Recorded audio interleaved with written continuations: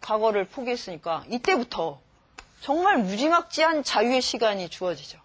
이거를 이제 자기 이 사상과 이 사상을 글로 옮기는 그런 것으로서 펼쳐집니다. 이 연암의 사상. 그러면 다산도 천재고 공부에 대한 엄청난 그 열망을 갖고 있는데 정조와 이렇게 딱 뜻이 맞아가지고 이제 중앙 정계에서 자기 뜻을 펼쳐야 되니까 다산은 정말 이 정조가 살아있는 동안은 가로 사기 직전까지의 그 필요한 바쁜 나날을 보낼 수밖에 없었어요. 그래서 책을 제대로 볼 수가 없었는데 다행인지 불행인지 정조 시대가 끝나고 바로 유배를 갔죠. 반대파에 의해서 이제 신유사옥이 일어나니까. 그래서 유배지에 도착하자마자 이제야 책을 볼 시간을 얻었구나. 이런 한탄을 합니다. 그러니까 정조와 뜻이 맞고 또 정조를 최고의 군주로 생각했지만 뭔가 이 갈증, 공부를 해야 된다는 갈증이 계속 남았던 거예요.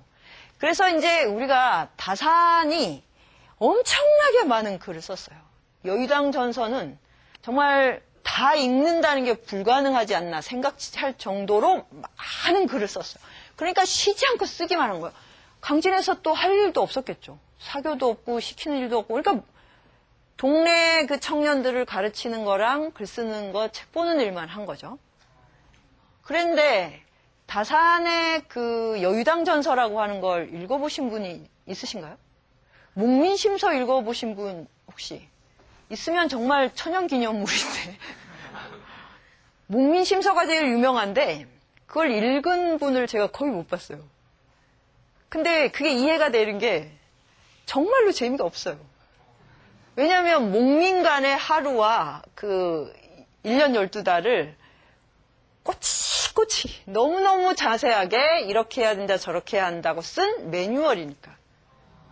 그래서 이제 그 관리가 되거나 부정부패를 막아야 된다 이런 분들은 좋아하시는데 일반 독자가 읽기에는 참으로 힘들어요. 정말 막 이렇게 허벅지를 꼬집으면서 그렇게 읽어야 되는 이제 괴로운 고전인데 그런데 다산은 아주 대중적인 지식인이죠. 그 왜 그런가? 유배지에서 보낸 편지 때문이에요. 유배지에서 보낸 편지는 거의 100만 부 이상이 팔렸을 거예요. 그게 이제 그 아버지들이 아들한테 아들이 군대 갈 때나 이래 되면 많이 선물을 하신대요. 자기가 하고 싶은 말을 다산이 다 이제 아들한테 했으니까. 근데 정말 아버지의 잔소리. 공부해라, 술 좀 그만 먹어라, 왜 술은 늘고 공부를 안 느냐, 이런 얘기. 양계를 한다 그러면 양계를 어떻게 해야 된다 그래서 매뉴얼을 쭉 써놓고 하는. 그러니까, 정말 이렇게 막 절절하기는 한데, 정말 그 다산의 그 깐깐한 성격, 이런 거를 너무 잘 보여주는, 책이에요.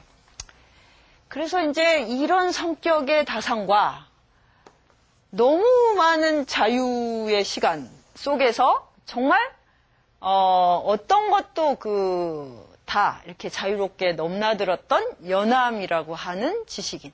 둘이 캐릭터가 너무너무 다르죠. 예. 그 초상화 두 개가 둘이 다 남아있는데 둘만 봐도 완전히 포스가 다릅니다. 그런데 이제 다르기 때문에 재밌고 다르니까 이 정조시대가 정말 멋진 거죠. 비슷한 사람이면 둘이 있으나 하나 있으나 그게 그거잖아요. 전혀 다른 권력 기반과 전혀 다른 인생 행로 그리고 전혀 다른 사상적인 지도 이걸 가지고 있는 두 천재가 등장했다. 그래서 이제 저는 다산 콜센터가 왜 생겼는지 알겠어요. 그래서 다산은 뭘 꼬치꼬치 가르쳐주니까 그래서 이렇게 현대에도 여전히 뭘 가르쳐주고 계시구나. 자, 그런데 연암박지원은 의외로 대중적이지가 않아요. 열하일기. 이거는 세계 최고의 여행기고 조선 최고의 문장인데 열하일기를 읽으신 다 통독하신 분들도 많지가 않죠. 더 그런 건 열하에 갔다 오신 분도 정말 드물어요. 중국 여행이 몇 천만 하는 그리고 이거보다 더 중요한 텍스트가 없는데 열하를 가본 분이 드물다는 거예요. 그게 이제 우리 시대 여행이 얼마나 상품의 코스를 밟아가는가 이거를 보여주고 있는 겁니다. 그렇게 휙 지나가는 걸로 이미지를 보고 상품을 구매하는 거. 이런 여행은 사실 세계를 다 돌아다닌다고 해도 내 신체와 삶에는 아무런 변화를 주지 않습니다. 이거는 집에서 그냥 다큐를 보시는 게 훨씬 나아요. 그리고 카메라보다 더 멋진 이 자리에서 볼 수가 있어요. 그래서 저는 정말로 세계의 그 스펙타클을 보려면 정말 뛰어난 다큐멘터리를 보는 게 훨씬 낫다고 생각해요. 제가 아프리카 세렝게티 초원을 간다고 해서 동물의 왕국에 나오는 그런 시야를 확보할 수가 없어요. 그거는 헬기나 아니면 뭐 저 엄청난 장비를 동원해야 볼 수 있는 거를 보잖아요. 제가 가는 거는 요 눈앞에 있는 요 가시권인데 여기서 지금 볼 수 있는 스펙타클이 뭐가 있겠습니까?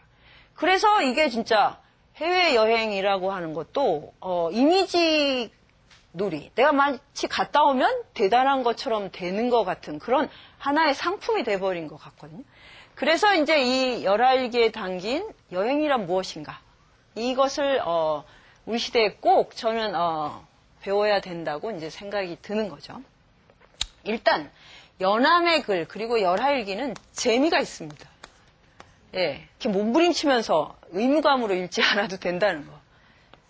그러면 이제 이 여행기는 1780년에 여행을 떠난 건데 연암이 44살이에요. 근데 17, 8의 과거를 그만두고 이 시간 동안 그러면 뭘 했는가? 이 시간 동안 놀았죠. 어떻게 놀았냐면 친구들하고. 이 친구들이 누구냐면 홍대용이나 이덕무나 박제가 같은 교과서를 지금 주름 잡는 당시의 새로운 실학파 지식인들인 거예요. 그러니까 새로운 지성사가 열린 거죠. 연암이 관계에 나가지 않고 노른 덕분에. 만약에 관직에 나가서 영의정을 하고 당파 싸움 이걸 하고 있었으면 일단 바빠서 이걸 할 수가 없죠. 예.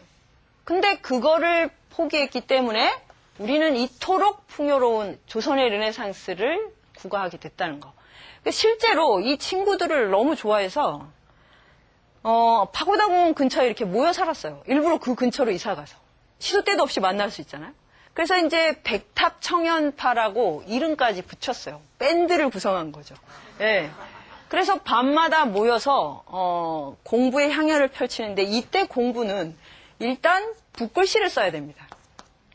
그리고 악기를 다룰 줄 알아야 돼요. 그러니까 우리가 뭐 지금 취미 이런 게 아니라 이 음악의 도를 할 줄 알아야 돼요. 서예도 도가 있어요. 그러니까 이 붓글씨를 쓰는 걸 보면 공부가 어느 정도가 됐는지 알 수 있죠. 우리는 컴퓨터로 이렇게 접근을 하니까 신체로 이렇게 지식이 흡수되는 게 굉장히 열악합니다. 그래서 이제 낭송이 다시 필요하다는 거예요. 낭송을 하고 베껴